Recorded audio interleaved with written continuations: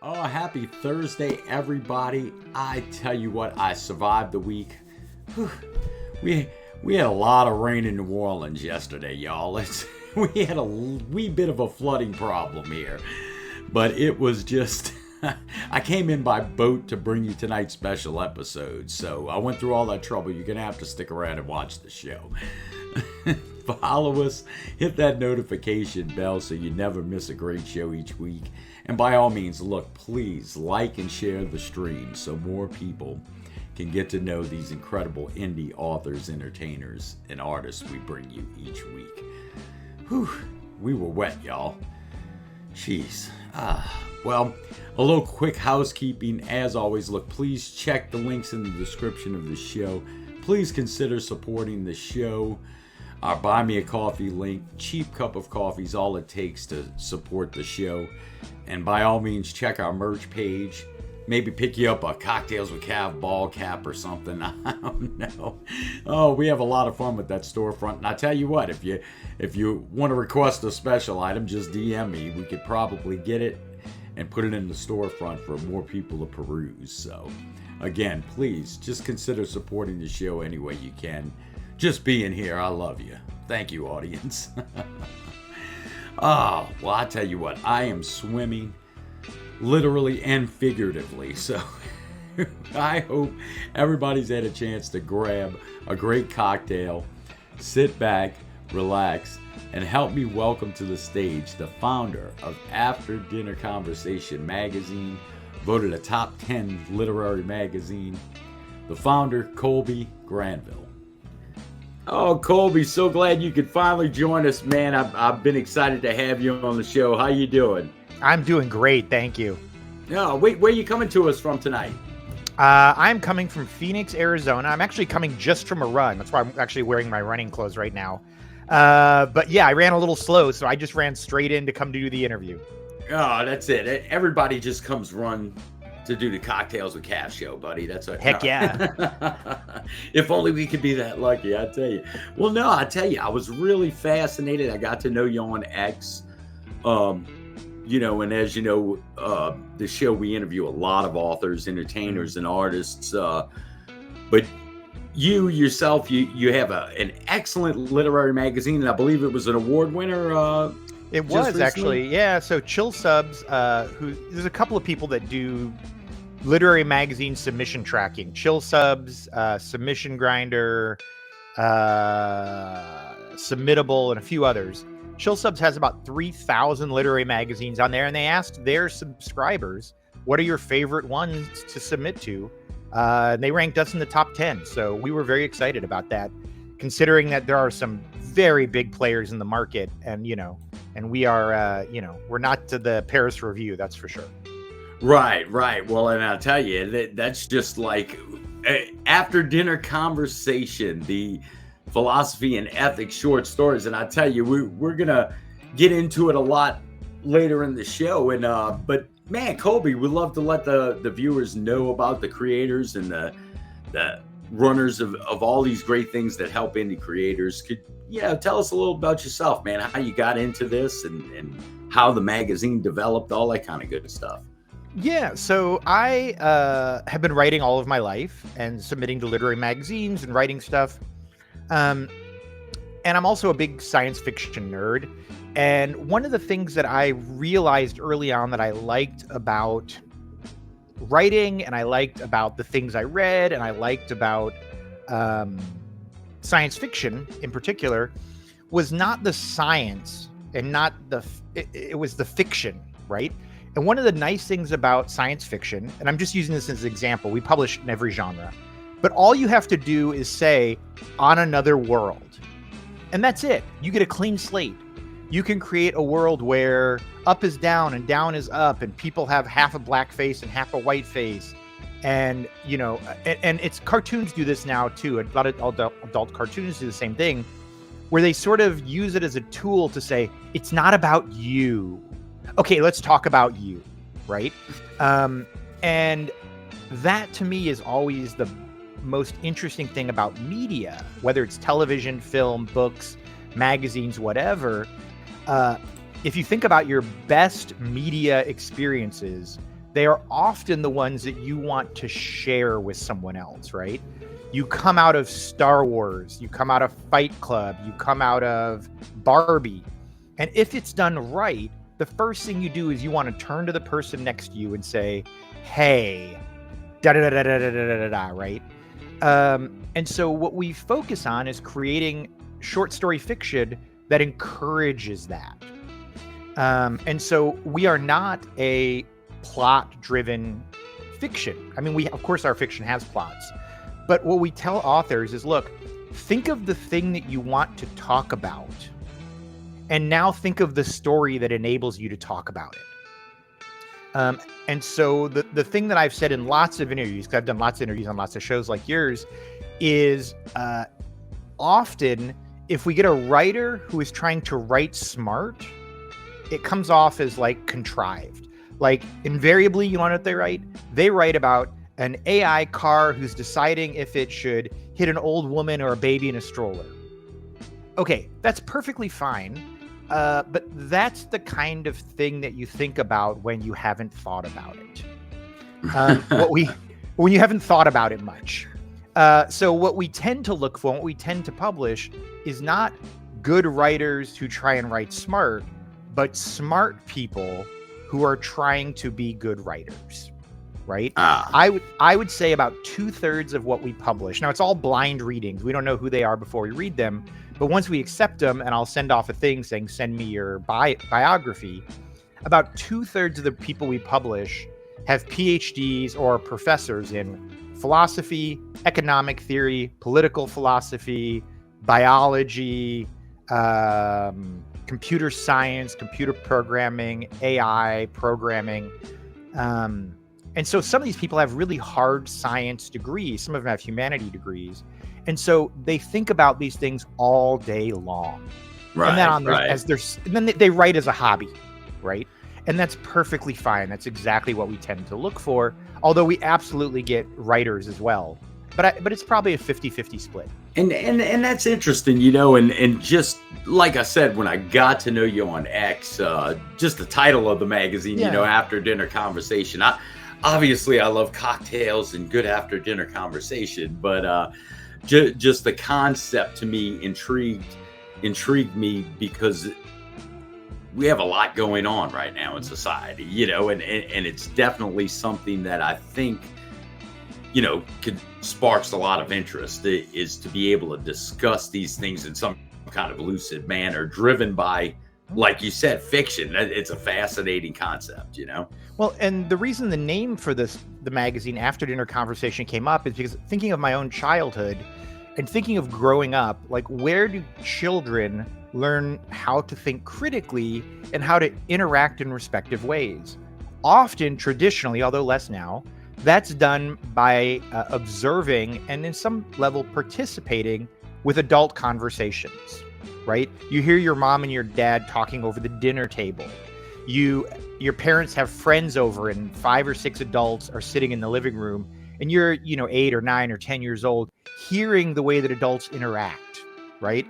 Hearing how that cocktail conversation goes, how that after dinner conversation goes. And that's where we learn to, in my opinion, to think critically and to have sort of respectful, intelligent debates you really don't see online, right? Online, it's just this comment, troll, flaming war. God forbid that's where children, learned how to interact and talk, right? Well, I'm Italian. That's definitely where I learned to talk with my hands and learn to curse. So, there's actually a term in Spanish called sobremesa. I think it's sobremesa. Is that right? I'm drawing a blank on it. Oh, I feel so bad now. I'll Google it in a second.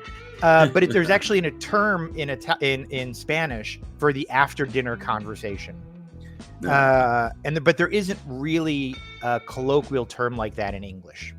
Right. Well, when did you start the magazine anyway? I mean, and how did it get started? As far as developing it into, like you said, it's gotten a lot of kudos. That top 10,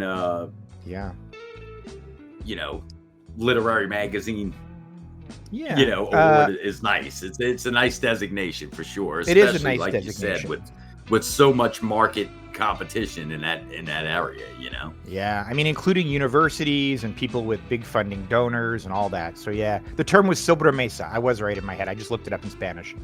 So the way the magazine got started, I've never worked at a literary magazine. I'd never run a literary magazine. And so there's very little on the internet about how to do a literary magazine. So if you did a search on how to start a literary magazine, you get a lot of people wanting to sell you stuff, but you would get nobody even selling you classes on how to do it, which is weird because there's not YouTube videos, there's not anything on it.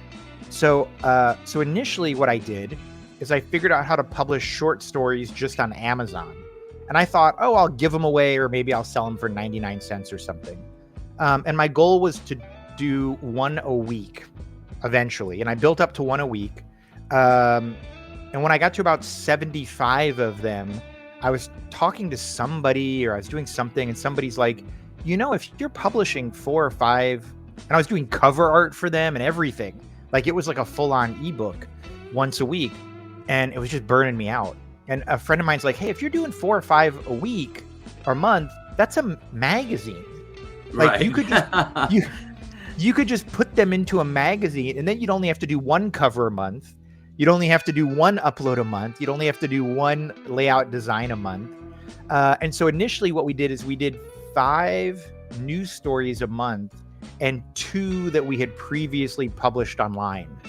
And now as the time has gone on, we've switched, and now we are 6 new ones each month and 1 previously published one, which has also worked out well because we've grown so quickly that we grow. This is going to sound almost absurd to say, but we've grown pretty consistently at about 15 to 20% a month in our paid subscribers. Wow. Yeah. And so the people that are with us now, we've got a huge chunk of people who've been with us for a year or 2 and didn't see any of the first year or 2's material. And so a little bit of that, repeating is also just really good because there were some really outstanding stories that we published early on that it's a shame that, people didn't get a chance to see them.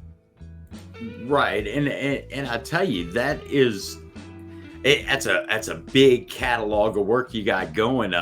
What, about 84 stories a year from submissions, and that's just, it's phenomenal, and like I said, the concept's incredible.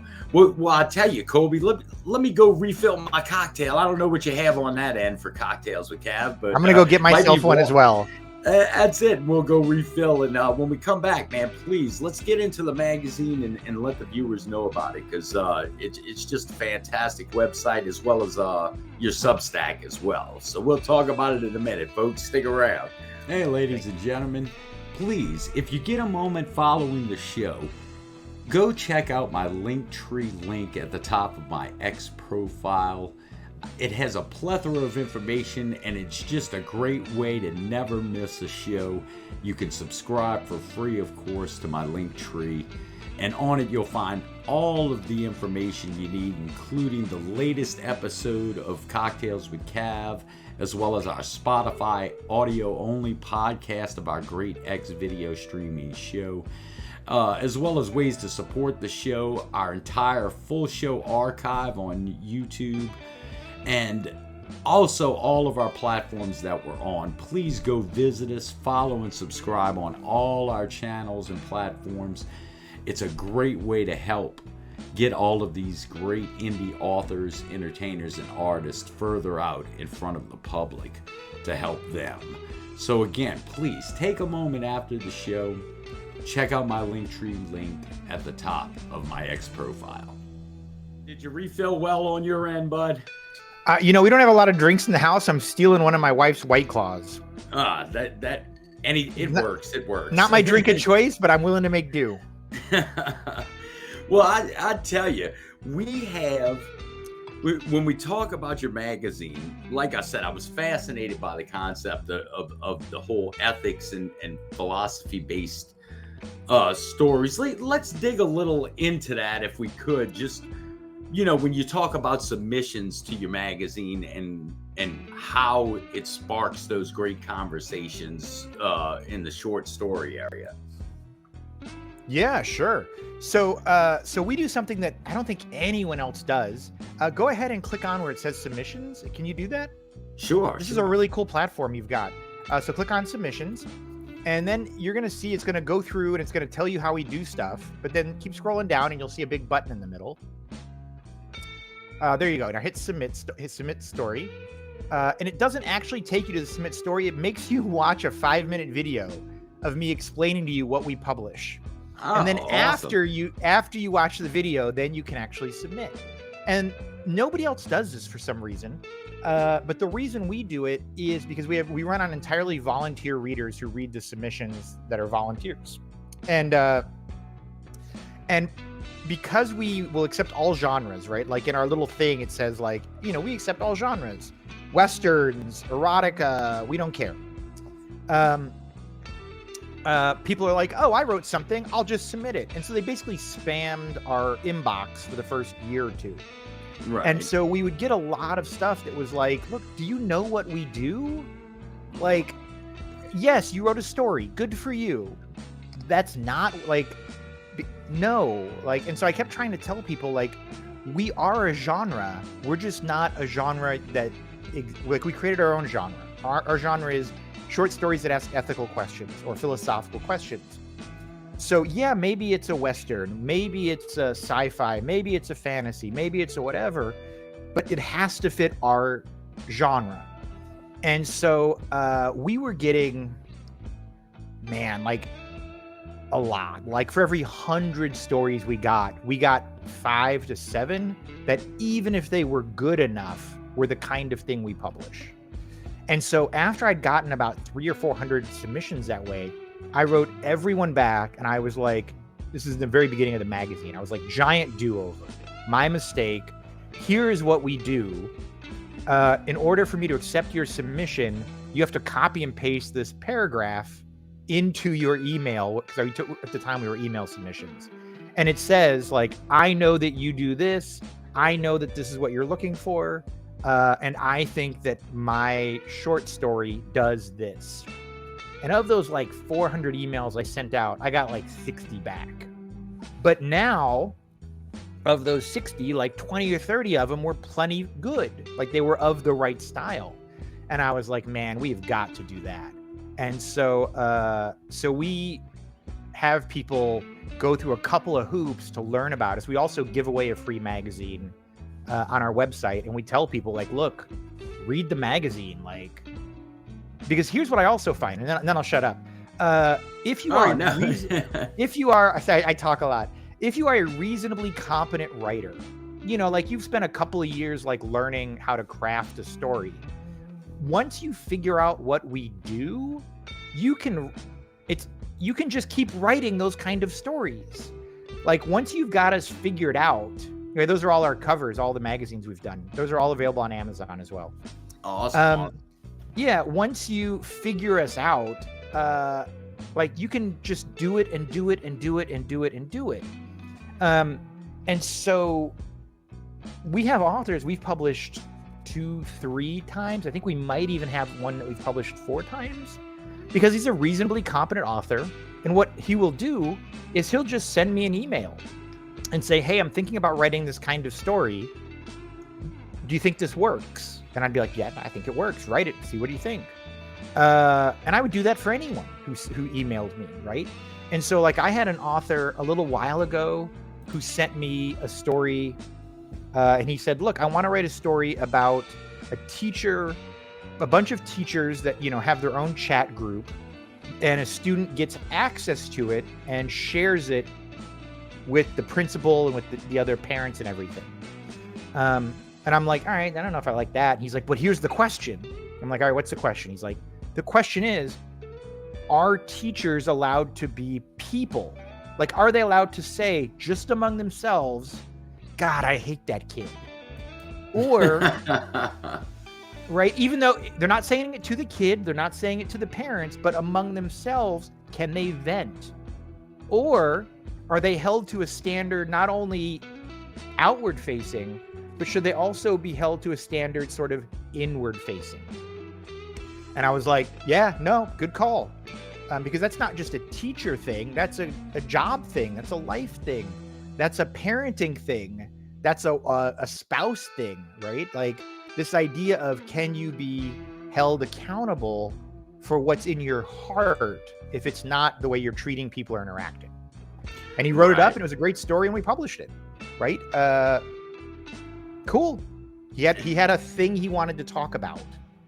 Yeah, and I tell you that for indie creators, and I know you come across it a lot, just like I do as well. It's just, there's a lot of heart and soul, and a lot of great literature, and a lot of great short stories that have heart and soul from the indie creator that just struggle to get in front of people, that do have something significant to tell, and so that was one of the things that really sparked my interest about the magazine. And actually, about 35% of the people we publish have never been published before. Right. Which considering that we have about a 3 or 4% admission rate, so the 3 or 4 out of 100 submissions we accept, the fact that it turns out that it's 30% of those people are first-time authors is pretty amazing. Oddly enough, I actually sent a survey one time to all the people we didn't publish and was like, hey, just tell me a little about yourself. I want to know, because I wanted to make sure that we weren't unintentionally excluding people either of a gender or of an education background or an ethnicity or whatever. And what I found is a lot of the people that we excluded that filled out the survey were like, I've been published in the following magazines, and you were an idiot not to publish me. And I went and I was like, maybe we were. So I'd go and I'd read their story, and I'm like, yeah, this is a great story. That is not what we do. Right. I'm right. like, so no, we were right to turn you down, and you were wrong to think you could blindly submit without knowing what we were about. Oh, well, no, and that's fascinating. I believe you have a podcast too that you do as well, right? We have 2 actually. Yeah, we have one that is just audiobooks. So we'll have people read the audiobooks as well. And that's on, everywhere podcasts are. And then we also do a discussions podcast where myself and kind of like you, 2 or 3 of my friends will read the story, beforehand. We'll do homework. And then we'll show up and we'll sort of model the kind of discussions that we're hoping people have, right? And I will tell you, so I do it with one of my friends I've known for 30 years now, since I was like 17. And I have learned more about him by talking to him about the podcast than I have in 30 years of him being my best friend.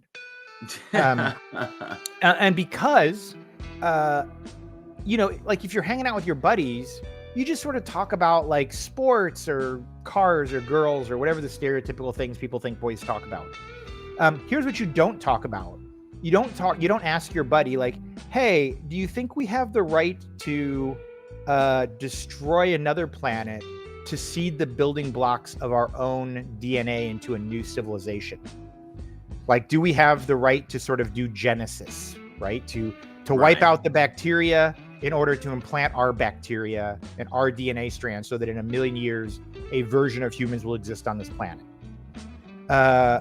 It just doesn't come up in conversation, right? Like, what are your duties to the future versus your obligations to your own survival? Doesn't come up in conversation. But boy, I have lots of those conversations now with my buddy.